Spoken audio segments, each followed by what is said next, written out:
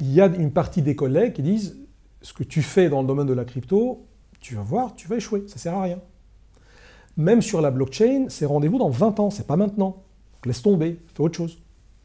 En revanche, c'est des gens qui n'ont jamais mis leur pied dans ce secteur, c'est des gens qui ne le connaissent pas, qui ne le maîtrisent pas, donc leur avis compte peu. Donc c'est encore une fois, c'est la data, c'est la connaissance qui fait prendre des décisions. Et une fois que tu as une connaissance, en plus d'expertise, la décision elle sera encore plus facile à prendre et le risque il sera encore mieux gérable. Donc les gens qui disent aujourd'hui la blockchain, c'est peut-être Bitcoin, c'est jamais, je ne désespère pas que d'ici 2 ans peut-être, ils vont commencer à dire ok, les crypto-monnaies peuvent être aussi utiles pour moi. Chaque dimanche matin sur ma chaîne YouTube Grand Angle, une interview d'une personne avec un parcours extraordinaire qui nous inspire. Vous pouvez aussi écouter le podcast sur grandangleeco.com/podcast. Allez, c'est parti. Michel Kazaka, bonjour, merci d'être avec nous sur Grand Angle Entrepreneur. Donc on a fait une vidéo sur Grand Angle Crypto où tu expliques ta vision de Bitcoin, notamment en tant que système de paiement, comme c'est précisé dans la première phrase du white paper. C'est pour ça qu'on a bien rigolé.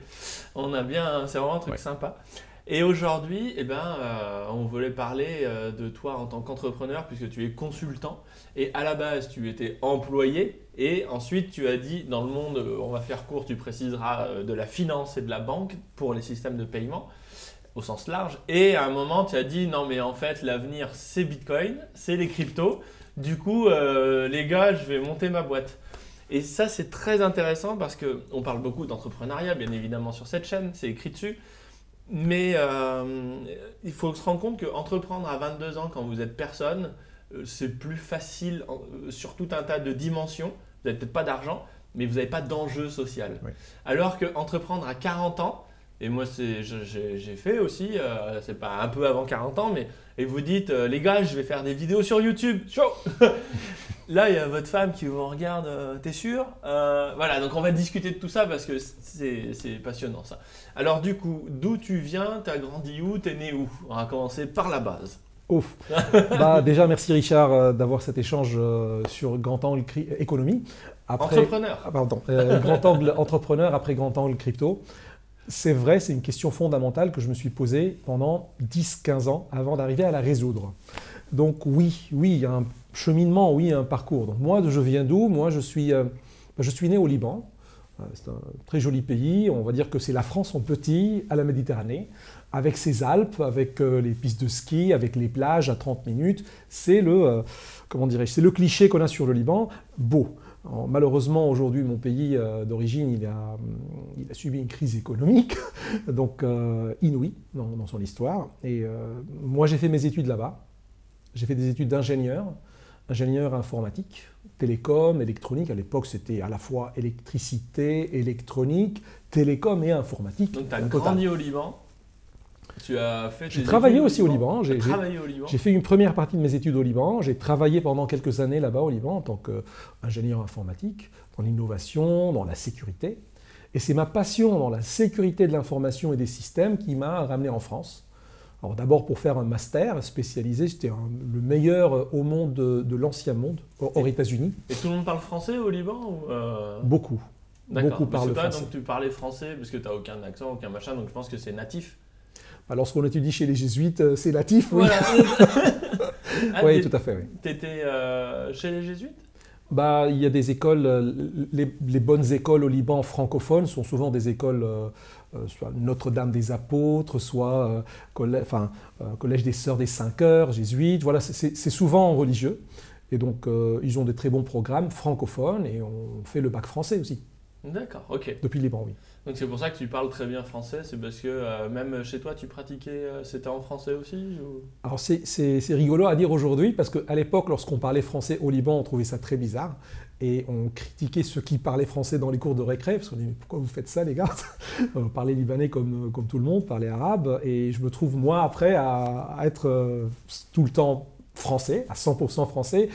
Alors que dans mon enfance, je critiquais mes collègues qui faisaient ça pour faire du show-off, parce qu'on fait du show-off en parlant français au Liban. D'accord, c'est stylé de parler français dans la cour de récré. Oui, surtout les filles qui puissent parler entre elles en français, on leur dit, mais voilà, vous nous snobez, vous faites ça exprès pour ça. Oui. Donc tu fais tes études là-bas, tu bosses là-bas? Oui, j'ai bossé là-bas pendant 2 ou 3 ans. 3 ans. J'ai fait mon service militaire, c'était obligatoire, et j'ai eu la chance de travailler dans mon secteur, et j'ai vraiment réussi. C'est fait une très très très belle année avec des félicitations et tout, j'étais très content. Et au bout de 3 mois où je travaille dans une start-up, je reçois un appel, je vais dévoiler ça avec toi, je reçois un appel du palais présidentiel. Bonjour, ici le palais présidentiel, je raccroche. Il me rappelle, désolé, ça a coupé. Je dis non, j'ai raccroché parce que j'ai eu peur. Pourquoi vous m'appelez? Mais c'est comment le pouvoir politique au Liban? Parce qu'il y avait une occupation syrienne au Liban à l'époque et le pouvoir était. Ça faisait peur, quoi. Lorsqu'on t'appelle de là-bas, c'est pas bon, quoi. C'est pas bon signe. Tu vas finir en tôle, quoi. Tu dis, ils vont t'inviter à prendre un café et disparaître ou tu vas avoir des problèmes. Et là, ils me disent non, c'est parce que on a une opportunité pour vous embaucher.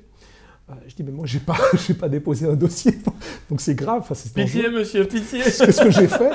Non, je vous jure, on a eu des bons échos sur votre service militaire, vous avez fait des très bons jobs là-bas, et on a des problématiques sur la sécurité, sur la base des données. Et donc, je n'ai pas cru, parce que j'ai gardé mon job à la start-up, après-midi et la nuit, donc je n'ai pas démissionné, et je me suis fait recruter à l'IT, au département IT, en tant qu'expert IT, et j'ai travaillé sur la sécurité pendant 2 ans, et j'ai voulu compléter ça par un master, donc je suis venu en France pour ça. Et ce qui est anecdotique, c'est que moi je comptais faire 1 an d'expérience, puis après me revenir, sauf que j'ai mis un doigt dans le domaine des paiements, et tout le corps est passé après, ça fait 16 ans, 17 ans, où j'ai pas encore fini de découvrir ce monde. Donc là, t'as quel âge quand tu fais ça, le master en France? C'était en 2006. 2006, donc j'étais encore très jeune, mais aujourd'hui, voilà, j'ai 40 et quelques années. 42, 43. Donc là, tu avais 25 ans, quoi, à peu près. J'étais dans mes jeunesse, oui, tout à fait. Et du coup, comment tu passes dans les paiements, là? C'est-à-dire, comment tu... Ouais, ça c'est curieux, parce qu'en tant qu'ingénieur informatique, moi je créais des systèmes de paiement en temps réel qui faisaient des microsecondes pour des transactions. Sauf que je trouvais ce monde trop compliqué. Je dis, mais pour moi, les paiements, ça n'existe pas, quoi. Je paye, c'est fini. Mais en fait, il y a tout un monde caché, énorme. Vous connaissez Visa, vous connaissez Mastercard, puis toutes les banques centrales, puis toutes les clearinghouses, puis tous les PSP qui aident. C'est un monde énorme. Comme on l'a vu la dernière fois, c'est 2000 milliards de dollars de revenus pour ceux qui travaillent dans ce domaine. Donc c'est premier. Il y a de quoi faire. Voilà. Et donc je suis resté parce que la chaîne de valeur, elle est grande et compliquée. La chaîne de valeur, c'est quoi? C'est des émetteurs de moyens de paiement, des systèmes d'acceptation, des banques, des réconciliations. C'est tout un monde. Et à un moment, j'ai eu la chance de travailler un peu dans tous les acteurs, en tant qu'employé, consultant. Alors, consultant, ça veut dire quoi? Ça peut être ingénieur qui développe, mais ça peut être aussi du métier, ça peut être du sécurité. Et là, tu étais employé et tu étais envoyé comme consultant. Ce n'était pas ta boîte, quoi. Voilà. C'est du consulting pour une société de consultants. Ce qui me faisait marrer, pourquoi j'ai aimé mon métier de conseil en tant qu'ingénieur, mais consulting, c'est des missions comme James Bond, où on t'envoie sur une mission, et parfois c'était à l'étranger, en Australie, aux États-Unis, ou en Espagne. Donc voilà, on t'envoie sur une mission, tu l'as réussi et tu reviens, c'était marrant. Et donc c'est comme ça que j'ai acquis beaucoup d'expérience, et j'ai appris le métier. Et ça, c'était en soi un capital énorme pour ma carrière. Donc là, tu fais ça de 25 ans jusqu'à... Allez, 40 et quelques. 41, parce que c'est 40, jusqu'à 40 ans. 2018 2019 Ouais, 2019, oui. 2019 Donc, et là, tu t'es fait une carrière de cadre bien payé. Donc, entre-temps, tu t'es marié, tu as eu des enfants? Exactement. Donc, entre-temps, marié, vie stable, heureusement. Et puis, une carrière qui boom. Bonjour à Rita. Salut chérie. Et aux enfants, à Valérie et Georges. Et donc, voilà, Rita m'a accompagné dans ce chemin de croissance-là. Tu l'as rencontré où? Je l'ai rencontré au Liban. D'accord. Et on s'est mariés au Liban et on est venu vivre notre vie en France parce que je suis devenu français, elle aussi depuis. Et on vit complètement ici en France, on est bien intégrés. Et Rita, elle fait du marketing, c'est son métier, donc du coup, elle m'a aidé à combler les lacunes d'un ingénieur dans le monde du business. C'est là, l'ingénieur, il n'est pas par défaut entrepreneur. C'est 2 mondes très différents. On est dans la technologie, dans la science, dans la recherche, dans la réalisation aussi. Et on ne comprenait pas, les gens du marketing, ils font quoi dans la vie? Puisque, moi, je travaillais dans des cabinets de conseil. Tous ceux qui travaillent dans le marketing, pour moi, et les commerciaux d'ailleurs, je dis, ils n'ont pas de valeur, ces gens-là. Ça ne sert à rien. Enfin, je leur paye leur salaire, quoi, parce que c'est moi qui travaille. et je leur paye leur salaire. Et ça m'a pris du temps, et Rita m'a aidé à avoir ce cheminement-là pour dire, si je crée de la valeur, c'est parce qu'ils me l'apportent pour que je la travaille, pour que je la crée. Et c'est grâce un peu à ce service de marketing et de commercial que j'ai du travail, quoi. Je l'ai compris après. Et donc ça m'a intéressé à apprendre ces métiers-là, et c'est comme ça que je suis devenu associate partner, puis partner de practice de paiement, dans de grands cabinets de 170 000 employés partout au monde, avec des centaines de personnes avec qui on interagit chaque jour, quoi. Alors ça veut dire quoi, ça, être partenaire dans un grand cabinet? Parce que quand on dit pour les cabinets, les banques d'affaires, etc., c'est pareil. Est-ce que ça se rapproche du rôle de patron, ou alors est-ce que c'est plus une promotion en grade et tu es porté par la structure? C'est juste que tu deviens le chef du chef du chef. Tu vois ce que je veux dire? Oui. Quelle est la... Si tu veux comparer ça au monde de l'entrepreneuriat, il y a des fibres d'entrepreneuriat dans le partner d'une practice, parce qu'il doit développer le business, il doit créer l'offre, il doit la mettre sur le marché, il doit recruter pour que ça fonctionne, il doit former les équipes, il doit réussir la mission, ce qu'on appelle la production chez le client. Et donc, ça te prépare pour devenir entrepreneur, si tu veux. Moi, l'idée d'être entrepreneur, forcément, on a tous envie d'être un patron de soi-même à un moment dans sa vie, mais on ne sait pas comment faire. Et surtout, si on ne sait pas prendre du risque facilement, ça prend du temps. C'est ce qui s'est passé avec moi. J'ai dû cheminer de 2006 à 2020 pour acquérir tout ce qu'il fallait pour que je me sente prêt à faire de l'entrepreneuriat. Et donc, comment ça marche? Moi, je voulais être auto-entrepreneur, consultant indépendant, mais on a peur de ne pas trouver des clients. Ou on a peur de ne pas avoir toutes les capacités de gérer le quotidien, de trouver la mission, recruter, etc. Et donc ce job-là en tant que partenaire, il a culminé avec un peu suffisamment de compétences et d'expérience pour dire « ça y est, je suis prêt à franchir le pas ». Et même avec ça, le risque, il reste énorme. Alors justement, on va y revenir sur cette transition, mais déjà, pour que les gens comprennent bien, quand tu es partenaire, globalement, c'est la réussite sociale sous tous ses aspects, quoi. C'est-à-dire que tu es au top, oui, je veux dire, il y a toujours des grades au-dessus, hein. Oui. Des managing partners, puis oui. Mais je veux dire, tu as des copains qui te ressemblent, donc qui sont aussi dans ces sphères-là. Ils ont des niveaux de vie qui correspondent aux tiens. Ta femme, elle a aussi des copines pas très éloignées. Enfin, tu vois, il y a tout un cadre social qui te porte et qui t'explique que tu es grand, beau et fort, quoi. Tu vois ce que je veux dire? Il y a de ça, c'est vrai, surtout lorsque tu as des missions à l'international, on t'envoie à faire des conférences un peu partout au monde, au Luxembourg, à Casablanca, à Dubaï, etc., aux États-Unis, voilà, donc il y a cette partie de réussite, reconnaissance, stabilité, sécurité et image que tu as bâti, et crédibilité. Et donc c'est très difficile de risquer tout ça. Et ça ne te viendrait pas à l'idée de venir en short à une réunion? Ah non, jamais. Voilà. Jamais, et à un moment, les gars, tu leur dis, moi, je vais monter une boîte dans le consulting sur les crypto-monnaies. Donc là, non seulement tu viens en short, mais en plus, tu écris sur les murs de l'église, Dieu n'existe pas. Qu'est-ce qui se passe? C'était violent. Et donc, comment ça s'est passé?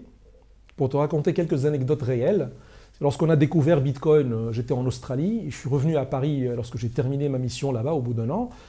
Je voulais parler avec mes collègues, avec ma direction. Gars, c'est important, il y a un truc qui va se passer là. Faut être prêt. Personne ne t'entend au début. Ensuite, personne n'y croit dans ce que tu dis. Donc, ce que tu fais, c'est que tu commences, toi, à convaincre des collègues. Donc, c'est de la pédagogie. Ça prend du temps, ça prend des mois. Des mois à expliquer pourquoi c'est important. Ça vient du fait que nous, on travaille dans le monde des paiements. Bitcoin est né dans le monde des paiements, donc ça doit nous intéresser. C'est quand même notre métier, les gars. Ils disent très bien, on fait de la veille. Donc, le premier gain que j'ai gagné, c'est bon, on fait de la veille là-dessus, fais de la veille, et dis-nous ce qui se passe. Va lire. Voilà. Tu me rapportes ça à la fin du mois, qu'est-ce qui se passe dans ce domaine. Et donc, c'est un travail qui n'est pas rémunéré.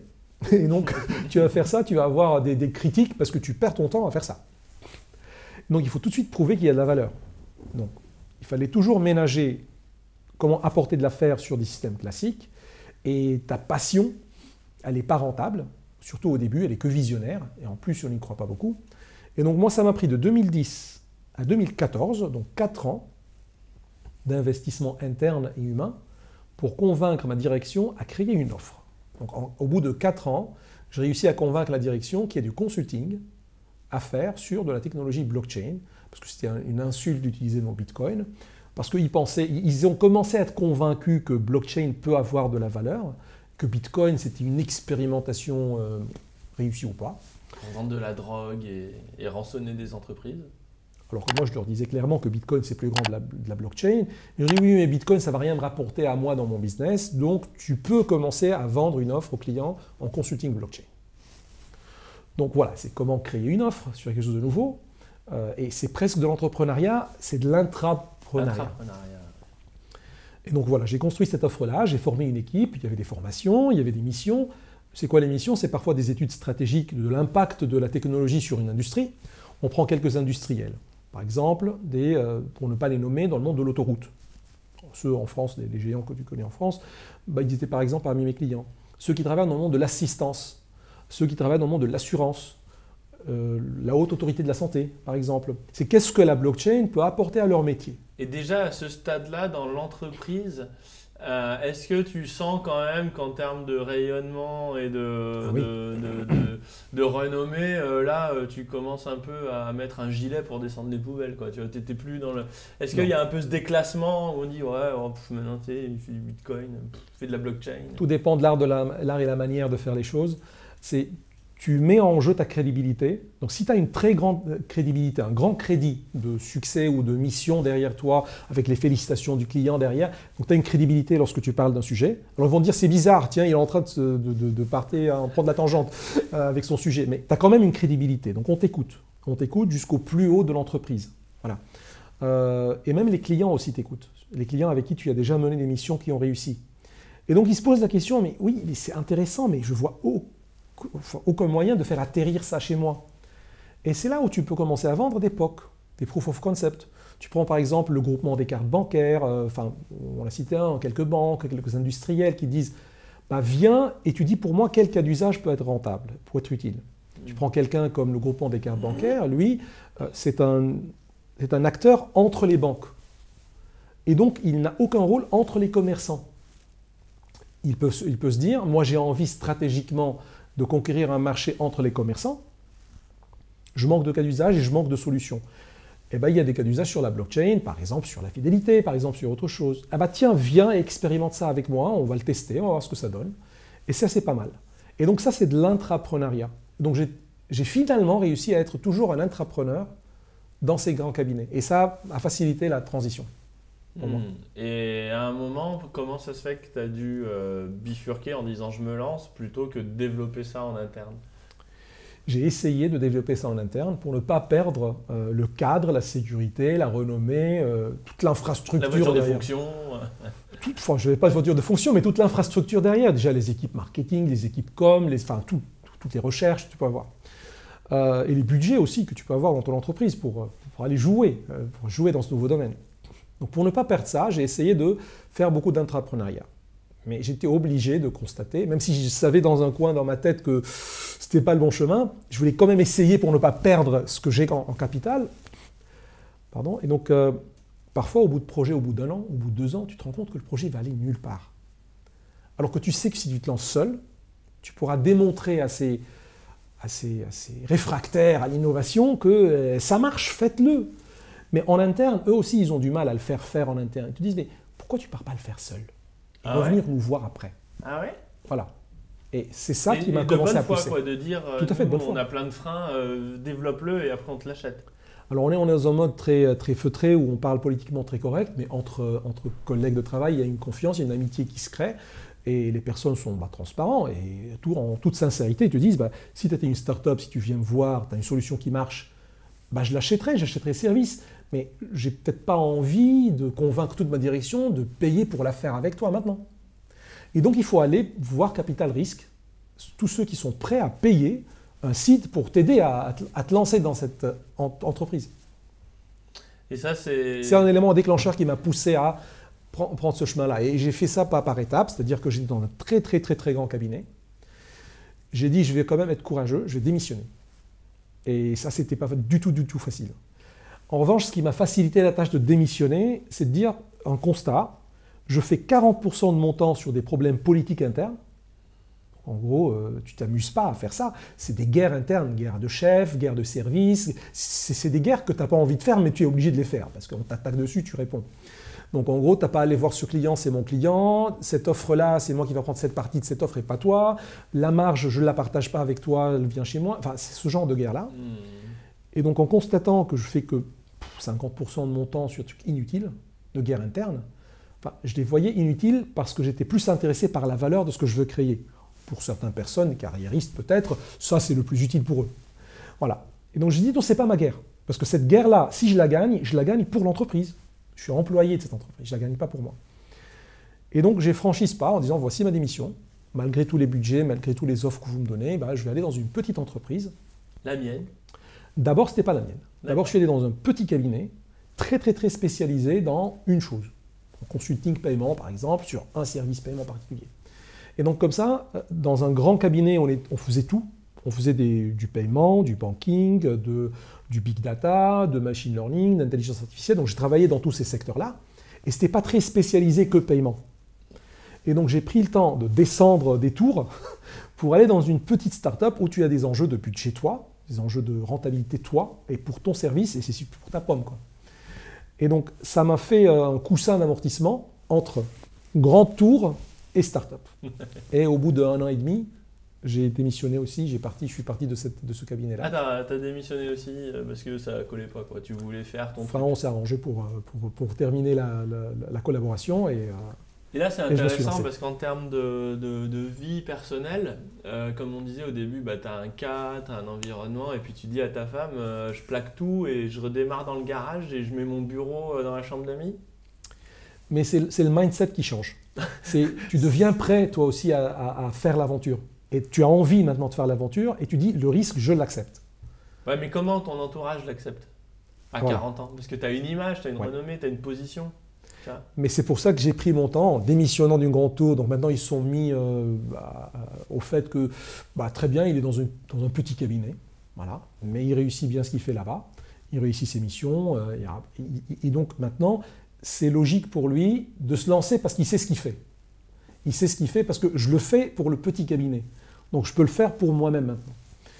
Et ça s'est fait par 2 étapes. En tout cas, dans mon histoire, j'ai fait ça par 2 étapes. Mon épouse qui fait du marketing, je la voyais faire des vidéos pour des entreprises. Et dans son cabinet, elle travaillait par exemple chez Rissure, pour ne pas citer. Voilà, donc elle faisait des vidéos au sein de cette entreprise-là. Et on avait vu ça même avant l'arrivée du Covid, mais avec l'arrivée du Covid, c'était encore plus flagrant, le besoin pour du contenu média, pour du contenu vidéo en plus. Des vidéos promotionnelles d'entreprise, des vidéos de retour d'expérience, de success story, etc. Et souvent, les petits cabinets, ils n'ont pas ces moyens en interne. Donc, ils ont besoin de quelqu'un qui puisse faire de l'animation 2D, qui puisse faire ça. Et comme elle le faisait pour son employeur, en la travaillant, et c'est elle aussi qui m'a travaillé, donc voilà, il faut avoir quelqu'un, il faut être bien entouré pour se lancer en entrepreneuriat. Donc, on était bien entourés l'un de l'autre en plus. Je lui ai dit, voilà, ça, c'est un cas d'usage qu'on peut développer ensemble dans une entreprise. C'est pareil. Et donc voilà, on s'est lancé d'abord avec ça. Donc j'ai pris beaucoup moins de risques sur mon métier, où il y avait beaucoup d'enjeux, d'images, de clients, etc. Et on s'est lancé sur un Blue Ocean. Il n'y a rien et on fait quelque chose. Donc elle a créé Pitchman, Rita, et je suis cofondateur avec elle de Pitchman. Du coup, elle n'a même pas eu besoin de faire du marketing, alors que c'est son métier. On n'a pas eu besoin de faire un travail commercial.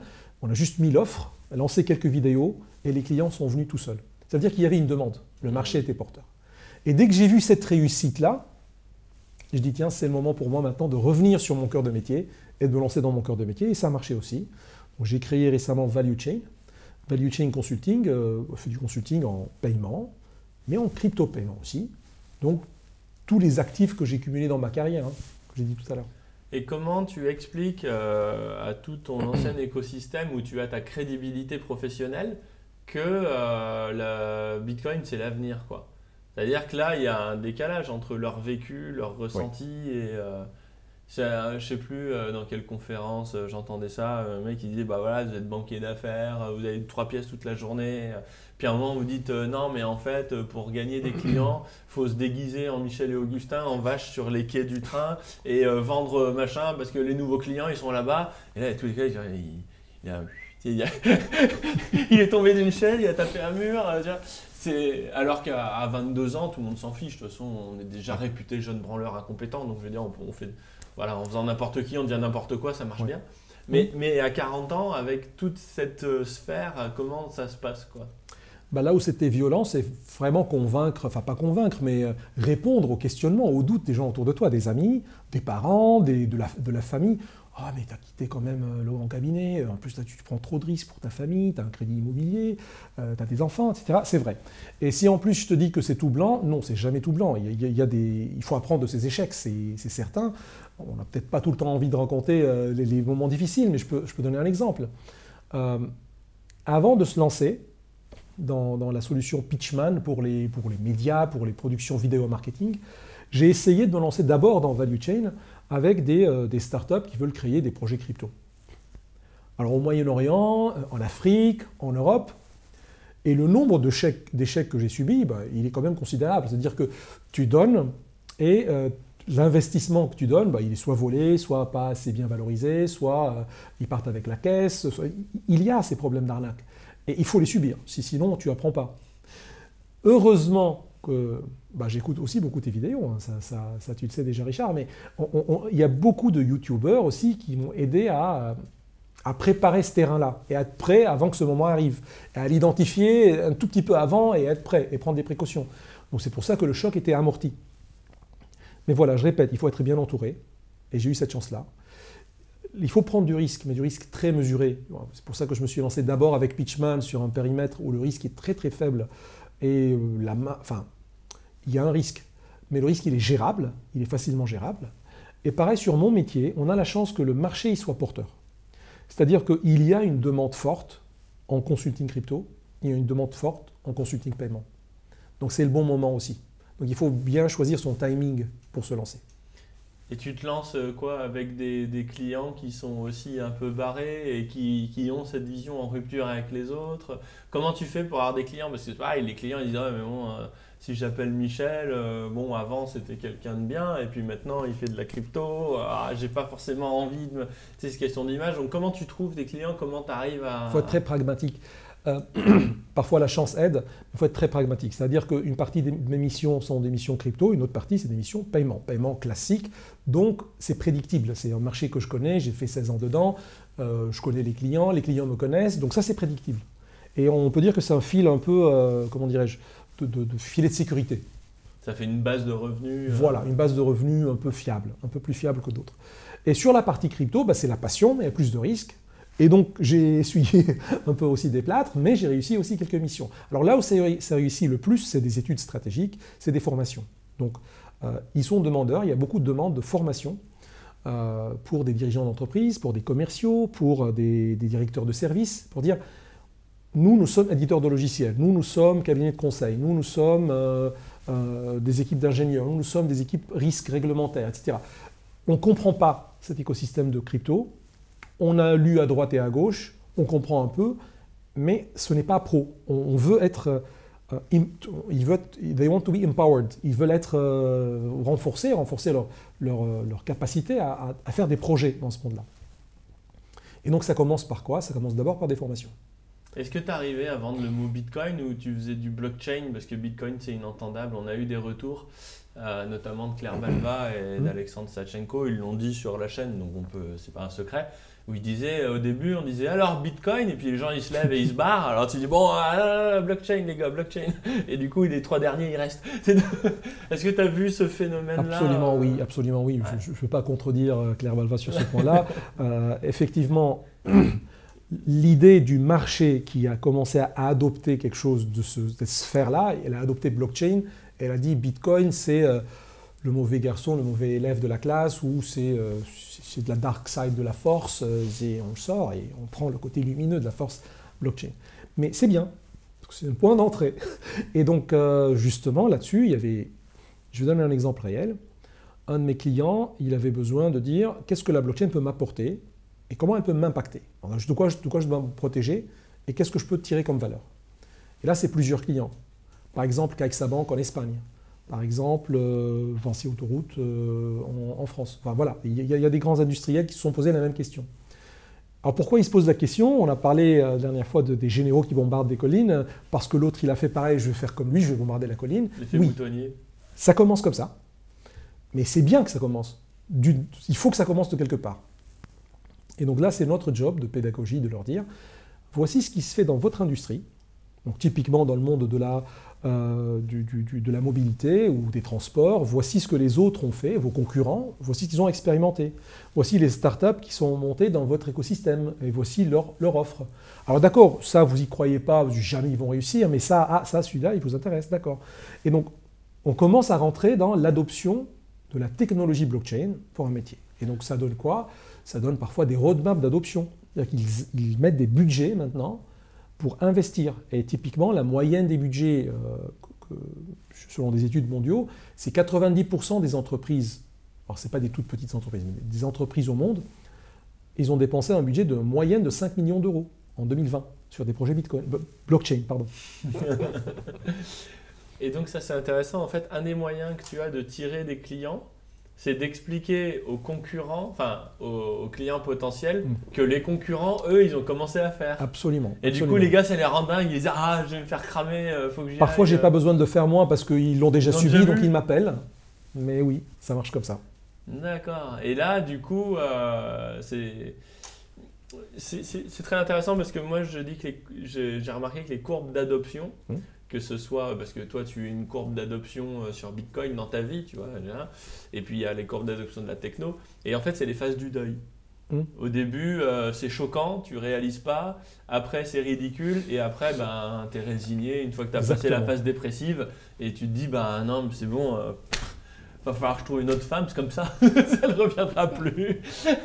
Et en fait, même au niveau de l'entrepreneur, du coup quand tu lances ton idée, au début, les gens, t'as vu toi ces trois phases là où on dit Michel il a pété des plombs, ensuite absolument, oui.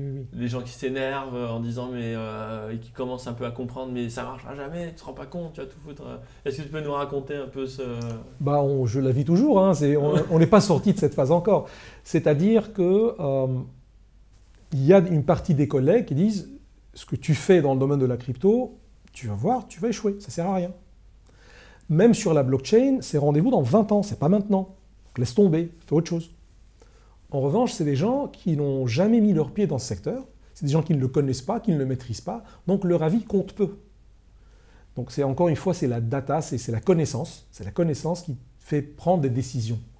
Et une fois que tu as une connaissance, en plus d'expertise, la décision elle sera encore plus facile à prendre et le risque il sera encore mieux gérable. Donc les gens qui disent aujourd'hui la blockchain, c'est peut-être Bitcoin, c'est jamais.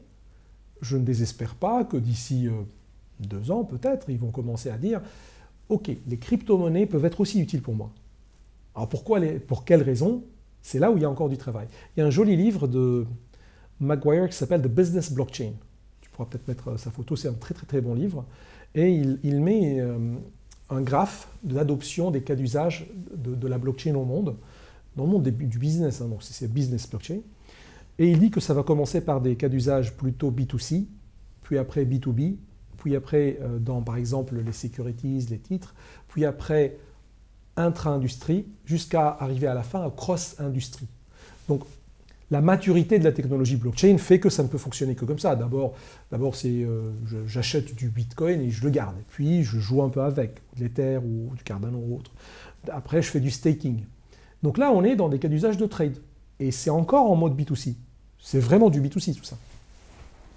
Et on commence à voir arriver des cas d'usage sur la blockchain qui peuvent consommer des cryptos et qui peuvent avoir une crypto-monnaie sur la blockchain pour le mécanisme de sécurité en tant qu'utility tokens.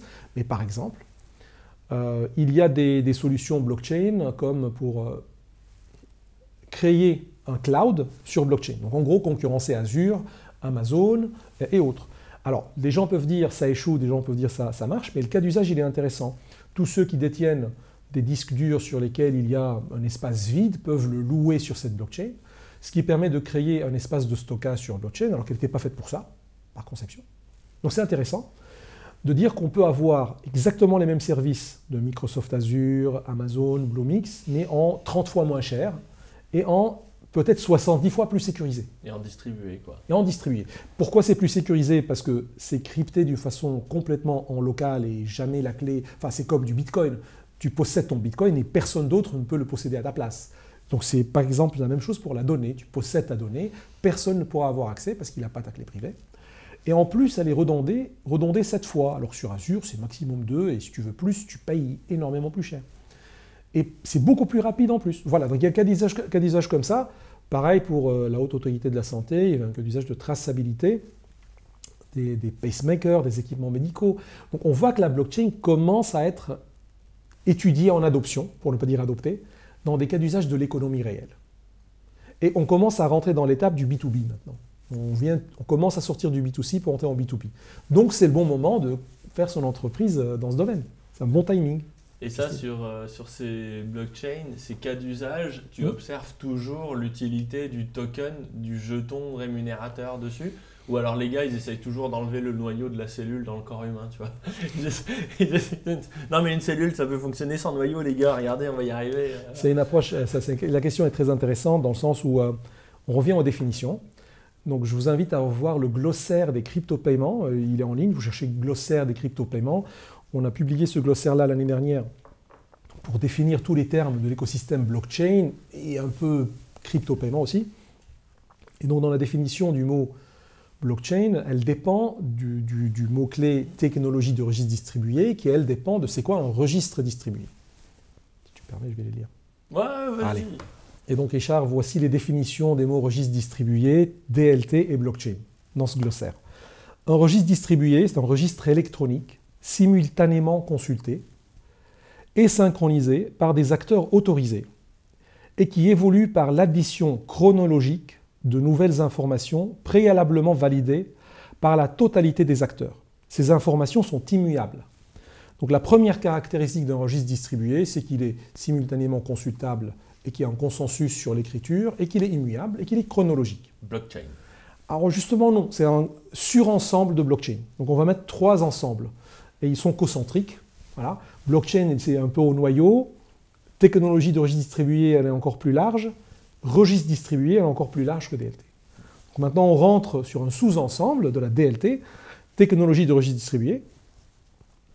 Technologie permettant de créer et faire fonctionner des smart contracts, par des smart contracts, un registre distribué. Donc la DLT définit, implémente un registre distribué, ce qui est logique, grâce à un réseau d'ordinateurs qui synchronise, opère et sécurise des blocs de transactions. Donc c'est là où on a la notion de bloc et de transaction, c'est dans le DLT, ajoutés par des nœuds valideurs grâce à un mécanisme de validation.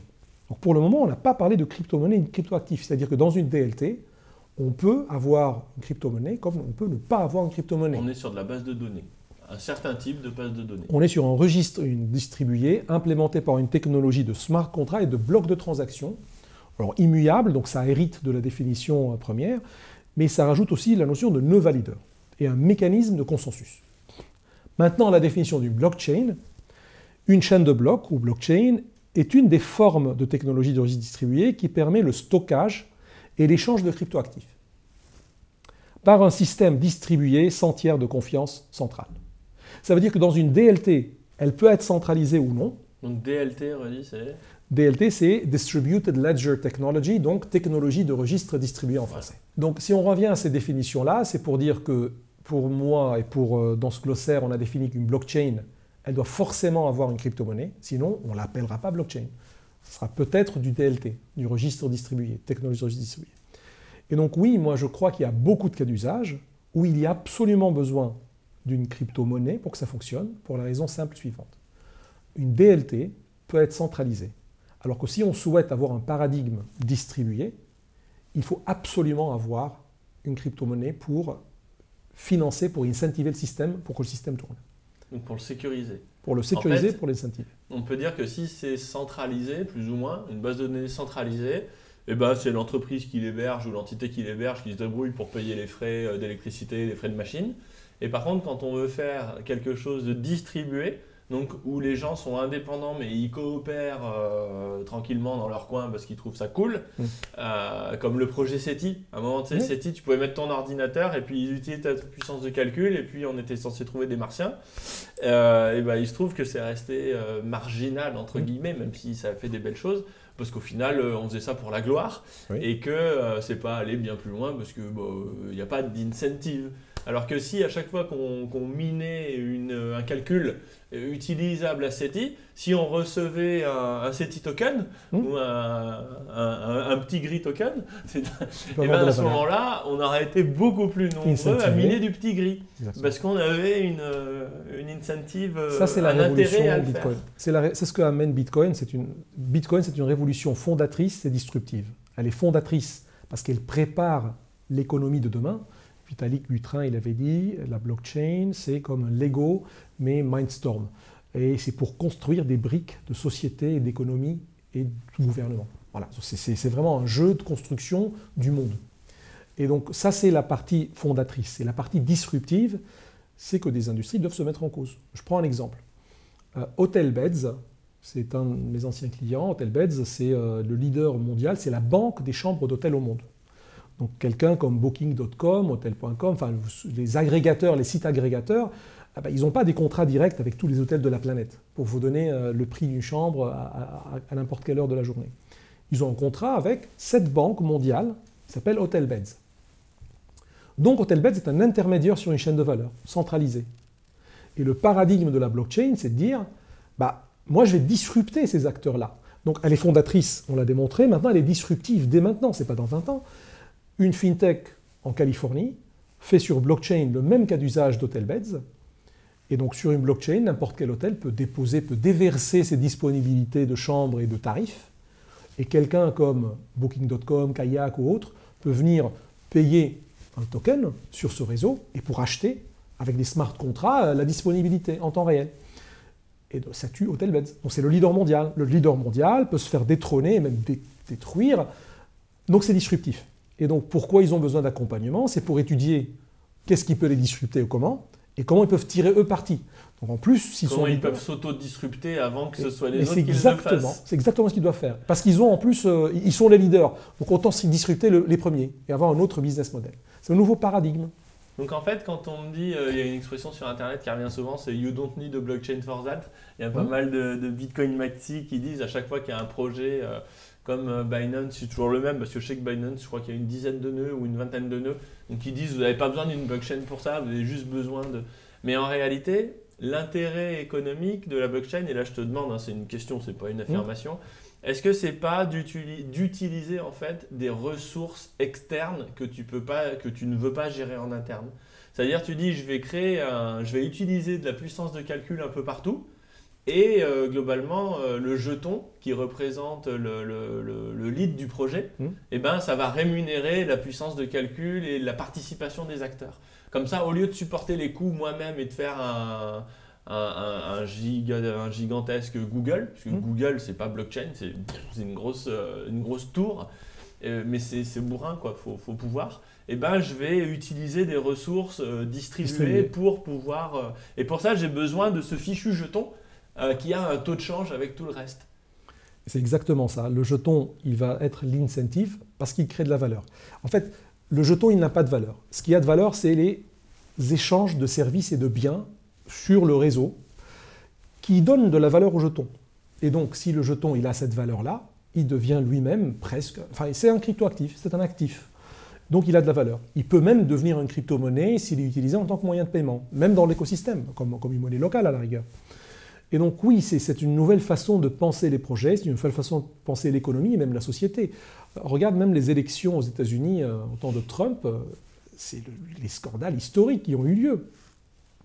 On parle de la première démocratie, et il y a le président de la République qui dit on m'a volé. Donc c'est quand même grave, quel que soit notre avis sur le président. C'est pas auditable. C'est ça le problème, c'est que le système lui-même, il est faillible, il a des gros problèmes, et on est en 2020. 2021, voilà. Et donc en gros, une solution de vote électronique sur blockchain, elle fait complètement sens. Parce que c'est purement auditable. Complètement Chacun auditable. vote avec sa clé privée et puis au final… Et en fait, on pourrait payer quelques centimes à chaque vote pour alimenter la blockchain de vote pour qu'elle soit complètement distribuée et qu'en fait, elle marche sans le gouvernement, quoi. Exactement.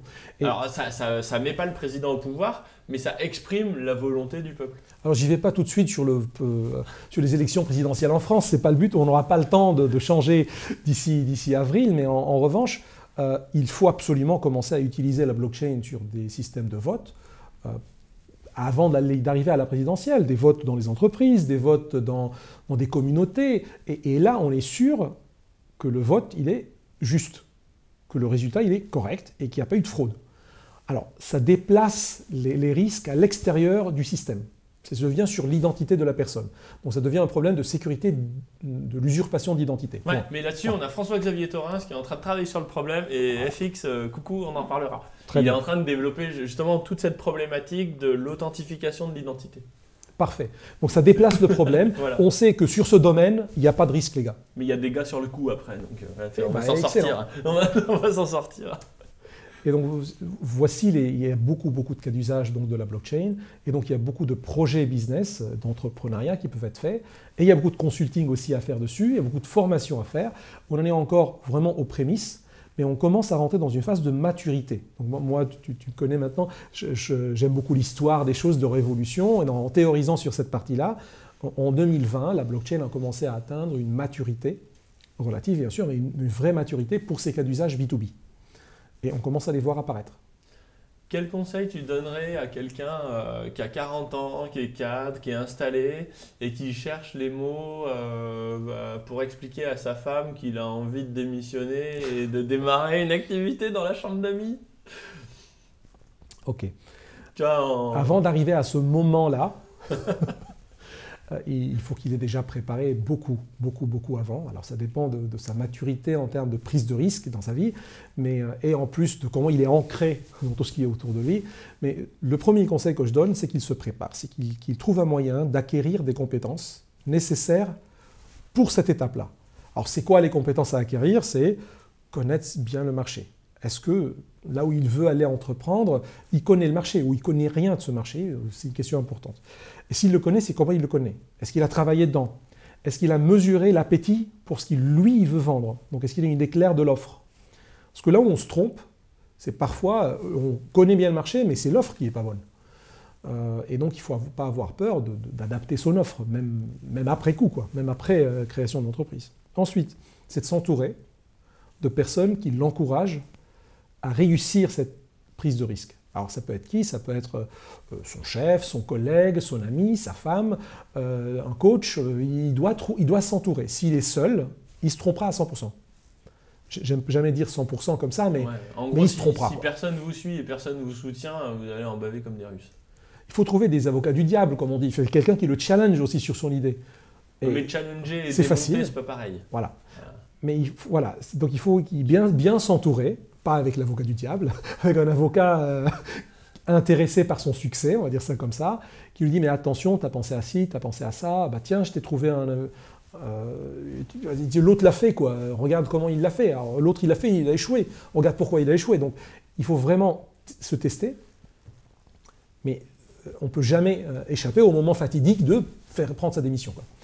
Et donc là, il faut assurer tous ces arrières. Moi, j'ai essayé d'avoir des fonds avant, j'ai essayé d'avoir des investisseurs avec moi avant, et à chaque fois, je trouvais que ce n'était pas rentable.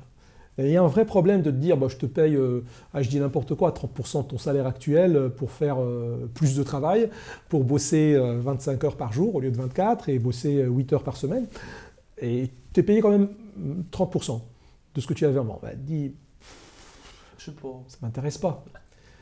Non, mais à un moment, tu as une passion, tu crois dans ce que tu fais, mais tu arrives au moment fatidique de combien d'entrées d'argent tu vas avoir pour payer ton loyer ou ton crédit ou ta vie. Bah, non, ça ne marchera pas. Et donc, je ne mets pas en risque certains de ma famille, quoi. Il ne faut jamais mettre en risque certains sa famille. Il faut mettre son entourage en risque acceptable. Et donc, il faut, c'est comme dans la sécurité, dans l'information et des systèmes, tu as des sources de menaces, tu as un risque, tu mets des contrôles pour contrôler le risque, et tu as un risque résiduel. Tu dis, celui-là, bah, je l'accepte. Par exemple, je vais avoir une entrée d'argent qui peut être conséquente au début, puis nulle un mois, puis encore conséquente, mais voilà, en moyenne, je sais que je vais m'en sortir, et que le risque, il est acceptable. Et je prends les dispositions pour. Et mon épouse, elle est avec moi à 100% là-dessus. Et elle va m'encourager. Donc voilà. Ouais, elle y croyait, elle soutenait. Absolument. Moi, je la connais, donc je pense que oui, mais plus, on a commencé avec elle avant. Ouais, mais c'est important de... Alors, deux choses. Est-ce que globalement, il faut que les gens se disent oui, je vais avoir mon train de vie qui va baisser, parce qu'au début, il va falloir pour donner de la résilience. Est-ce que ça... Donc il faut avoir un capital de gain avant. Il faut avoir économisé en partie. Donc on parle du cas du profil qui a 40 ans, qui a une carrière derrière lui, ou encore devant lui aussi, mais il y a une carrière déjà derrière lui. Et donc, il ne peut pas prendre ce chemin, avoir un petit capital de guerre, quoi. C'est quoi, c'est 1 an, 2 ans? Peut-être au moins 3 à 6 mois de salaire, au moins. Ça, c'est des minimums. Ça dépend de sa visibilité sur son travail. Et en plus, il ne faut peut-être pas se lancer avant d'avoir un premier client aussi. Voilà, tout dépend du cas d'usage que tu veux faire. Après, je ne vais pas prendre mon cas, mais je vais prendre le cas d'autres collègues. Ils ne se sont pas lancés avant, ils ne sont pas démissionnés avant d'avoir eu le CID. Qui leur paie un salaire. Donc l'investissement initial dans le fond, voilà. Dans la boîte pour... Exactement. Donc tout dépend du cas d'usage que tu veux faire. Mais ça restera un moment historique dans la vie d'une personne et dans la vie d'une famille, ce moment-là. Est-ce que le réseau professionnel t'arrive à te soutient quand tu te lances? Et est-ce qu'ils répondent toujours au téléphone? Moi, je pense à Jean-Marc Jacobson de Realty qu'on a reçu, qui nous a dit pareil dans la vidéo. Je suis allé voir mon banquier pour monter un business de mining dans une ancienne mine d'or d'ailleurs, donc c'était rigolo, au Canada. Et j'en ai parlé à mon banquier. Il dit ah, super, un ami de 30 ans, tout ça. Et le gars, le lendemain, il lui répondait plus au téléphone. Il dit c'est bon, t'es radioactif, même pas tu me touches. Et il a fini par l'avoir. Il passait plus la secrétaire et il disait on t'a pas fermé ton compte parce que tu es un vieux client, quoi. Wow. Tu vois, je veux dire, la violence avec laquelle ça peut aller. Est-ce que toi, tu as eu cette expérience? Alors peut-être pas aussi violente, mais... Moi, c'est pas aussi violent parce que déjà, j'ai commencé une autre entreprise avec Rita dans un domaine complètement acceptable. Je veux dire, il n'y a pas de débat là-dessus. Donc mon banquier, il est content, notre banquier, il est content sur cet aspect-là. Et pareil, sur mon entreprise, il y a quand même un grand volet de consulting classique sur les paiements. Et c'est son métier, quoi. Donc je parle avec mon banquier dans son métier, bancaire paiement, ça aide. Voilà. Et lorsqu'on dit on fait aussi du consulting blockchain, mais parce que nos clients nous le demandent, je leur vends rien. Parce que moi je suis pas dans... je n'ai pas d'avis financier d'investissement à donner d'une façon professionnelle. J'ai mon avis, je peux le partager sans que ce soit un conseil d'investissement. Donc voilà, ça aide. En tout cas, pour moi, il n'y avait pas de gros risques pour mon banquier. Je n'investis pas en crypto avec mon banquier, quoi. Je ne joue pas avec ça avec lui. Mais du coup, et les gens donc, qui t'ont plutôt bien suivi, il n'y a pas parce que c'est les mêmes clients que j'avais avant. Encore une fois, moi, j'ai préparé le terrain avant. C'est-à-dire que j'ai travaillé avec mes clients sur ces mêmes sujets dans mon entreprise précédente, dans mes entreprises précédentes. Donc le fait de devenir maintenant indépendant avec ma propre entreprise, c'est un changement administratif, technique pour eux, ni plus ni moins. Donc c'est jouable. C'est jouable, oui, mais il faut je suis un joueur d'échecs et il faut vraiment réfléchir à ses coups. Tu connais Garry Kasparov, qui est devenu maintenant en plus le leader de Human Rights, quelque chose lié aux droits et libertés, aux fondations sur les libertés, droits de l'homme. Et en plus d'être le plus grand champion des jeux d'échecs, pour une plus longue période de l'histoire, il aime beaucoup la technologie. Il aime énormément les maths aussi. Même s'il a été battu par Deep Blue, il a quand même continué à travailler dans ce domaine-là, de recherche mathématique dans ce domaine, et il faut toujours calculer 5 coups, 10 coups, 12 coups à l'avance. Et donc, si un entrepreneur ne fait pas ça, il sera voué à l'échec. Et même avec ça, 99% des startups n'auront pas la chance de continuer. Comment t'appréhendais ça justement, cette perspective de l'échec? Est-ce que tu te disais, au pire, je retournerai dans ma boîte et tu vois, je reposerai une CV, lettre de motivation et puis tant pis? Ou alors tu n'y pensais pas en disant, si je me mets déjà dans la tête que ça peut rater, je suis déjà à moitié dans le gouffre. Comment tu gères comment tu gères la possibilité de l'échec? Ça dépend de chaque personne, mais moi, je l'ai géré de la manière suivante. D'abord, je ne brûle pas les ponts derrière moi. Donc, de toute façon, c'est avec mes clients aussi qu'il ne faut pas que je les brûle. Et même avec les anciens recruteurs, je suis dans un monde très petit. Le monde des paiements, c'est un petit village au monde. Il y avait un dicton qui est dit dans le monde de la monétique, on se connaît tous en France. Tous ceux qui travaillent dans ce domaine, ils se connaissent presque tous. Et c'est presque vrai. C'est comme dans un village où je connais la majorité de ceux qui travaillent dans ce domaine. Donc c'est un petit monde. le monde des paiements. Donc tu ne peux pas te permettre de brûler les ponts ou d'avoir beaucoup de conflits quoi, avec les personnes qui travaillent dedans. Donc ça, c'est essentiel. Mais ça ne veut pas dire que j'ai toujours la carte « Ah ben je reviens là où j'étais avant ». Non. Ça, il faut vraiment la déchirer, cette carte-là. Il faut la déchirer, parce qu'il faut croire dans ce qu'on est en train de faire. Après, il y a toujours des filets de sécurité. Alors moi, j'ai vu des personnes qui ont fait de l'entrepreneuriat, qui sont revenus au cabinet, et ils vivent mal, très très mal ça. C'est-à-dire que leur carrière après retour n'a rien à voir avec la carrière d'avant. Ah ouais? Ah oui, parce que eux ont changé ou parce que les autres ont changé? Parce que eux ont changé. Parce que eux ont changé. Alors il y a une partie où le recruteur va toujours te voir comme un ancien entrepreneur, donc à n'importe quel moment tu peux claquer la porte pour faire quelque chose de bizarre et nuire au business. Ah, c'est comme le chef de Monsieur Seguin qui a goûté à l'herbe de la montagne, quoi. Tu te dis, oui. l'appel de la montagne, un jour il va me... Ouais, c'est curieux, je la raconte encore à ma fille l'histoire, mais oui, c'est ça. C'est ça. Et donc il faut pas avoir sous les yeux ou devant toi ce chemin-là. Ce chemin, il est derrière toi et tu connais le dicton, il ne faut jamais retourner pour regarder par arrière. Là, tu passes la matrice, quoi. Tu sors de la matrice. Il faut avancer, il faut foncer.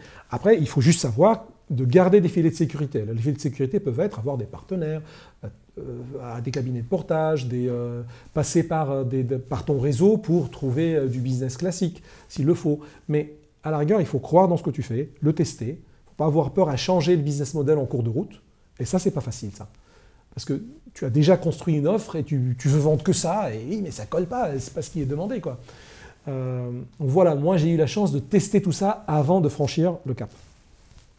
Donc, on a abordé deux choses. Donc déjà, le recruteur, il te regarde avec un œil suspicieux parce qu'il se dit, lui, il a goûté à la liberté. Oui. Donc du coup, il va devenir insolent. Enfin, tu vois, il va...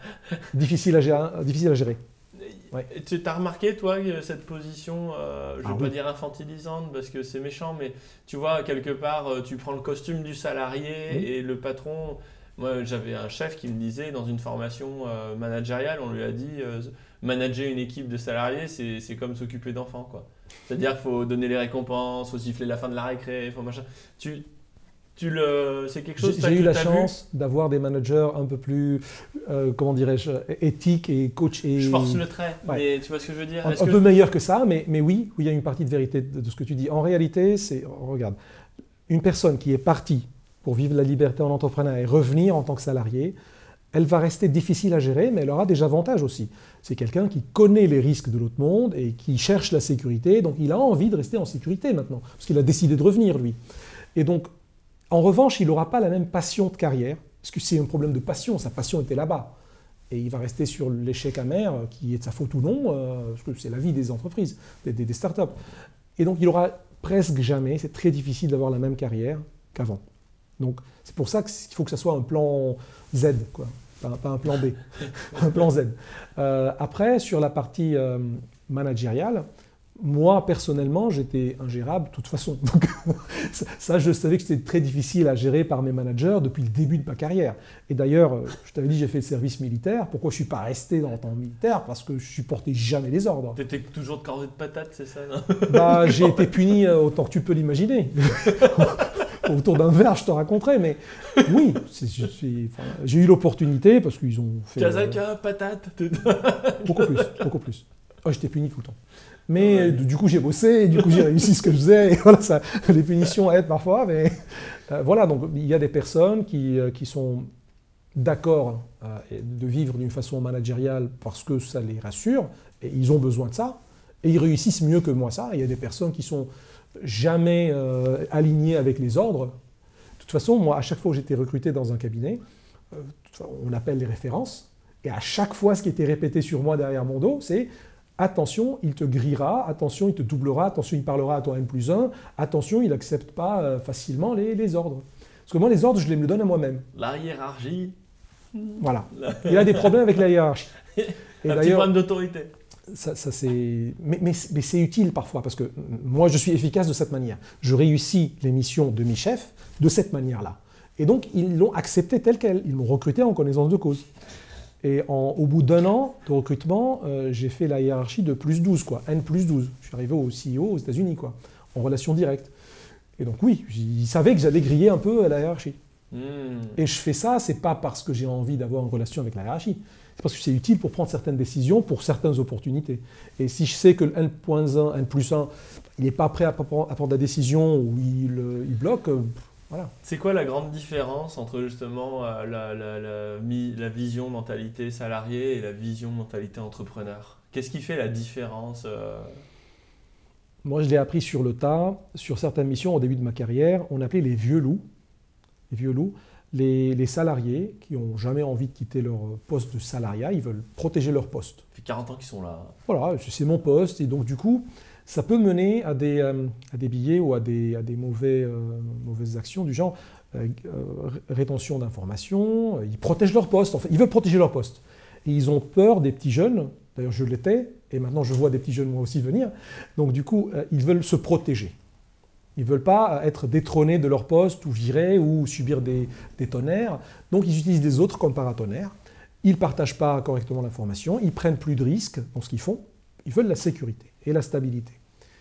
Et ça, c'est un problème. Et c'est pour ça que moi, je n'aimais pas ce chemin-là. De passer sur ce chemin, je vais faire une carrière, garder mon poste et faire du carriérisme. Moi, je veux créer de la valeur. Ceux qui veulent la créer avec moi me suivent. Si je ne peux pas la faire avec eux, c'est moi qui pars. Mais voilà. C'est un peu ça ma réponse à ta question. Ouais, donc faut avoir le goût du risque, il faut avoir de l'ambition. Alors l'ambition, elle peut être trompeuse. C'est la passion qui est le carburant qu'on va brûler.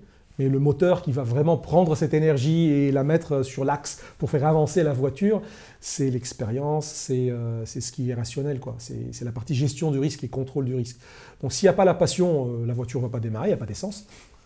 Mais en revanche, s'il n'y a pas tous les engrenages et tout l'axe là et le moteur, donc l'expérience, et ça prend du temps à construire. Fabriquer un moteur, ça prend du temps. Et qu'est-ce que tu verrais en termes, quand je parle d'ambition, c'est de dire...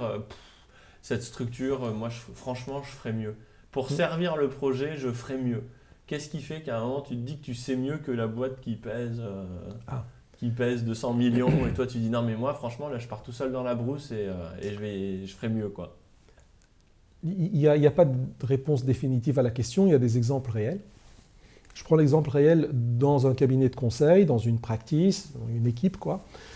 Tu as toujours ton agenda, l'agenda de ton chef, l'agenda de l'entreprise et l'agenda de ton client en tant qu'entreprise et l'agenda de ton client direct. Il y a des agendas de chaque personne qui doivent se croiser et s'il n'y a pas d'intersection et d'alignement, le projet est voué à l'échec. Je ne parle pas de l'incompétence des ressources. Je dis que les ressources sont très compétentes, mais si le sponsorship n'est pas bon, si ton chef il a des problèmes différents des tiens et des objectifs différents, voilà. Et c'est ça qui fait que il y a beaucoup d'efforts à mettre sur des choses hors la vraie création de valeur dans ce que tu es en train de faire. Pardon, j'ai perdu ta question, excuse-moi. Tu couperas ça. Qu'est-ce qui fait qu'à un moment tu penses que tu vas mieux réussir que... Pardon. Et donc, je reviens sur cet alignement des agendas. Si toi, tu vois qu'il y a des problèmes d'agenda qui n'ont rien à voir avec le projet, tu sais qu'il y a un élément bloquant externe à la chose. Et donc, tu peux dire, si je n'avais pas cette contrainte-là de la hiérarchie, de la structure, je n'aurais pas ces problèmes-là, parce que là, tu les as identifiés. Et c'est souvent ça qui te pousse à savoir et à connaître et à toucher par l'expérience que ça, il faut le faire seul. Ça, il faut le faire hors de cette structure. Comment tu fais pour t'entourer avec des gens de confiance quand tu es seul aux manettes? Alors, c'est une question difficile et... Je n'ai pas toujours été entouré par des personnes de confiance. En revanche, j'ai eu la chance d'avoir de personnes de confiance durables dans ma vie. Alors ça vient comment? Ça vient par l'amitié. Hein. Il n'y a rien mieux que le réel. Et le réel, ce n'est pas que le professionnel, quoi. Il y a la vie réelle. Si tu as des amis, c'est des amis. Comment tu sais qu'ils sont des amis? Parce que tu l'appelles quand tu veux, il répond. Si tu as un problème, il est là. Et ça, c'est rare. Ça, c'est un actif très, qui a beaucoup de valeur. Plus de valeur que la monnaie, quoi. Et donc, c'est ça qui aide beaucoup. Les vrais amis, alors l'ami ça peut être aussi ton épouse, hein, ça peut être la famille, ça peut être pas que des amis. Des personnes ressources, quoi. Voilà. Et pourquoi ils ont de la valeur? C'est parce que soit ils croient en toi, pas que aveuglement, hein, c'est parce qu'ils croient en toi parce qu'ils connaissent ta valeur parfois mieux que toi, parce que toi parfois tu te mets en doute. Et le fait que toi tu te mettes en doute, c'est sain et c'est essentiel En revanche, ça a une conséquence, c'est que tu perds confiance. Et parfois, tu as besoin de cet œil externe pour te dire « Mais non, mais n'oublie pas que toi, tu as déjà réussi ça avant. Pourquoi tu doutes de toi maintenant? Tu l'as fait 5 fois avant. Ok, tu étais employé, mais tu l'as fait, c'est toi qui l'as fait. Ah oui, c'est vrai, j'ai oublié. » Et ils te redonnent cette confiance. Et puis aussi, ils peuvent te donner de l'information. Ils peuvent t'aider à trouver des informations que toi seul, tu n'as pas le temps. Et tu n'as pas l'expérience à le faire ça tout seul. Donc voilà, c'est comment t'entourer, il y a une part du hasard, il y a une part de ta prédisposition à avoir des amis aussi. Il y a des personnes où c'est difficile à être ami avec eux ou plus facile. Voilà. Moi j'ai tendance à dire, globalement, il faut prendre au début les gens qui ont envie et les gens avec qui on est amis. Parce qu'ils sont là, mais qu'au début, de toute façon, personne ne travaille avec toi parce que tu es tout seul et que tu ne gagnes pas d'argent. Alors, ça résout le problème à sa plus simple expression. Oui. Et puis après, tu passes le tamis du temps.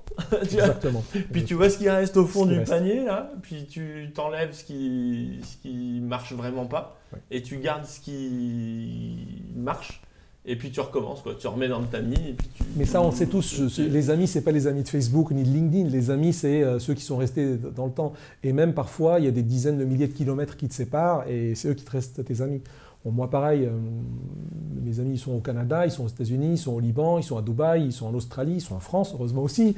Mais voilà, il y a certains amis qui restent, malgré la distance, dans le temps et dans la distance géométrique, quoi.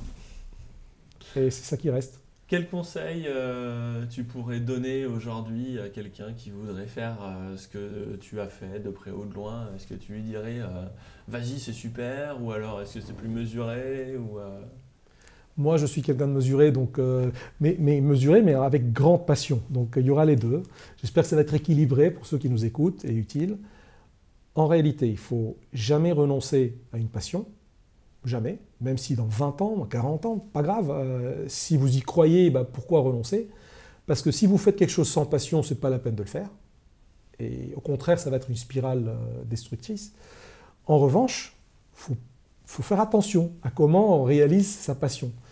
Mais c'est exactement comme une relation d'amour qu'on veut transformer en relation durable. Ça prend son temps. Il ne faut pas trop griller les étapes. Il faut les faire étape par étape. Et si on se trompe, c'est pas grave. On réessaye, on corrige, jusqu'à ce qu'il y ait un moment où on se marie. Et même avec ça, souvent, il y a des mariages donc pareil pour les entreprises, qui se cassent. Mais il faut avoir ça en tête et pouvoir s'en sortir aussi après. Donc voilà, mon conseil, c'est jamais laisser tomber une passion. En revanche, il faut la travailler. Il faut l'orienter, il faut l'épurer, il faut la rendre réalisable. Parce que j'ai une passion, par exemple, de verdir les montagnes, et c'est très très bien, ou verdir le désert, c'est parfait, c'est louable, mais comment on va la faire maintenant? Donc oui, je peux prendre l'avion, passer un an, une année là-bas, à planter des arbres. Oui, mais c'est mieux si je le fais avec des amis. Comment je vais les avoir, ces amis? Il faut les convaincre. Donc voilà, il faut travailler son ambition, et il faut laisser le temps nécessaire, et vous le saurez dans vous-même, c'est quand le moment d'y aller, quoi. Merci beaucoup, Michel. Grand merci, Richard. À bientôt. Merci d'être resté avec nous jusqu'à la fin de cette interview. Puisque vous avez aimé, pensez à vous abonner à la chaîne Grand Angle Entrepreneur en appuyant bien sur la cloche pour être notifié des prochains épisodes. Merci aussi de partager avec votre entourage, ça nous aide beaucoup à faire connaître la chaîne. À très bientôt pour de nouvelles vidéos. Ciao.